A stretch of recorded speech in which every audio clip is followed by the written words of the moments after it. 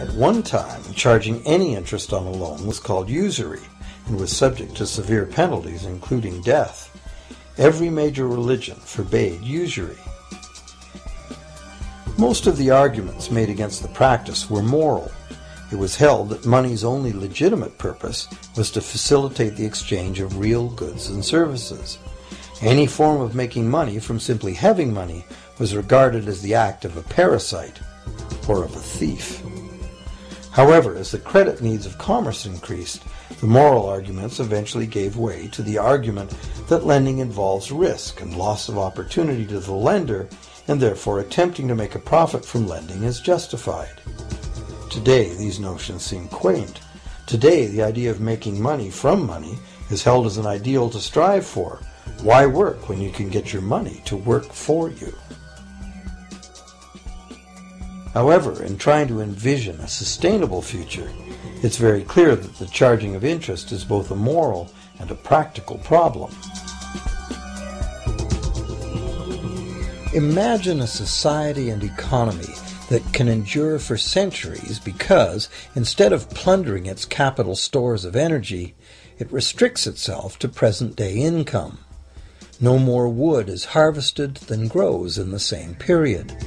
All energy is renewable: solar, gravitational, geothermal, magnetic, and whatever else we discover. This society lives within the limits of its non-renewable resources by reusing and recycling everything, and the population just replaces itself. Such a society could never function using a money system utterly dependent on perpetually accelerating growth. A stable economy would need a money supply at least capable of remaining stable without collapsing. Let's say the total volume of this stable money supply is represented by this big circle. Let's also imagine that moneylenders must actually have existing money to lend. If some people within this money supply begin systematically lending money at interest, their share of the money supply will grow. If they continually reloan at interest all the money that gets paid back, what's the inevitable result? Whether it's gold, fiat, or debt money doesn't matter. The moneylenders will end up with all the money. And after the foreclosures and bankruptcies are all filed, they'll get all the real property too. Only if the proceeds of lending at interest were evenly distributed among the population would this central problem be solved. Heavy taxation of bank profits might accomplish this goal, but then why would banks want to be in business? If we were ever able to free ourselves of the current situation, we could imagine banking run as a non-profit service to society, dispersing its interest earnings as a universal citizen dividend, or lending without charging interest at all.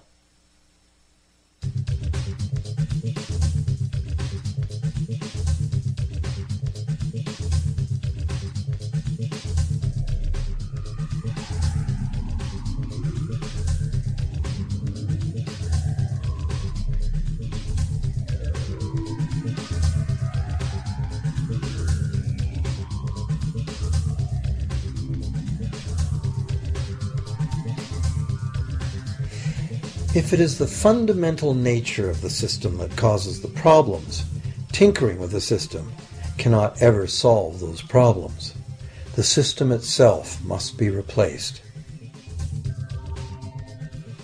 Many monetary critics call for a return to gold-based money, claiming that gold has a long history of reliability. They ignore the many scams that can be played with gold, shaving coins, debasing the metal, cornering the market, all of which were abundantly practiced in ancient Rome and contributed to its fall. Some advocate silver, it being more abundant than gold and therefore more difficult to corner. Many question the need to bring back precious metals at all. No one wants to go back to carrying heavy sacks of coins to go shopping. It's a certainty that paper, digital, plastic, or more likely biometric ID money would be the real medium of trade, with the same potential for creating unlimited debt money we have now. Beyond that, if gold again became the sole legal basis of money, those who have no gold would suddenly have no money.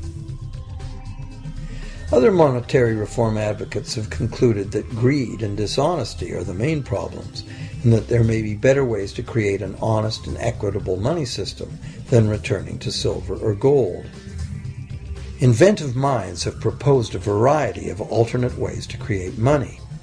Many private barter systems create money as debt, much as banks do, but it is done openly and without charging interest. An example is a barter system in which debt is expressed as pledges of hours of work, all work being valued equally at a dollar figure that then allows hours to be equated with the dollar price of goods. This kind of money system can be set up by anyone who can devise a way to do the accounting and find willing and trustworthy participants. Setting up a local barter money system, even if it were little used now, would be prudent emergency planning for any community.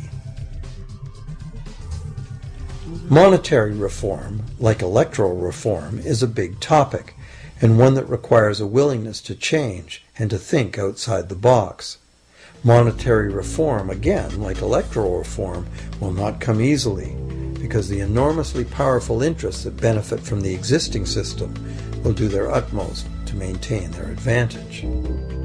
Now that we've seen that money is just an idea, and that in reality money can be whatever we make it, here's one very simple alternative monetary concept to consider. This model is based on systems that have worked in the past, in England and America, systems that were undermined and destroyed by the goldsmith bankers and their fractional reserve system.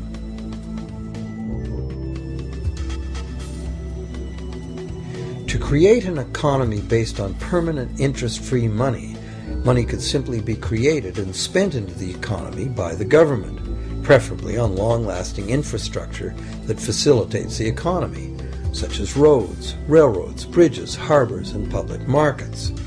This money would not be created as debt, it would be created as value, that value being in the form of whatever it was spent on.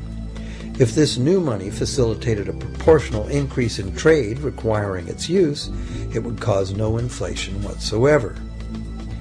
If government spending did cause inflation, there would be two courses of action available. Inflation is equivalent in effect to a flat tax on money. Whether the money goes down in value 20% or the government takes 20% of our money away from us, the effect on our buying power is the same. Viewed this way, inflation in place of taxation might be politically acceptable if well spent and kept within limits. Or government could choose to counter inflation by collecting tax monies that it then takes out of use, thus reducing the money supply and restoring its value. To control deflation, which is the phenomenon of falling wages and prices, the government would simply spend more money into existence. With no competing private debt money creation, governments would have more effective control of their nation's money supply. The public would know whom to blame if things went wrong. Governments would rise and fall on their ability to preserve the value of money. Government would operate primarily on taxes, as it does now, but tax money would go much, much further, as none of it would be required to pay interest to private bankers. There could be no national debt if the federal government simply created the money it needed. Our perpetual collective servitude to the banks through interest payments on government debt would be impossible.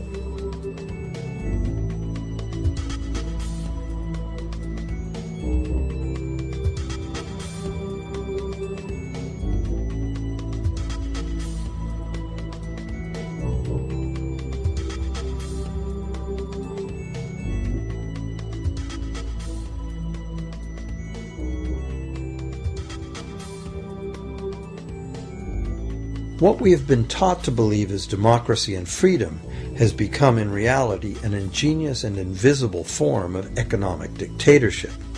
As long as our entire society remains utterly dependent on bank credit for its supply of money, bankers will be in the position to make the decisions on who gets the money they need and who doesn't.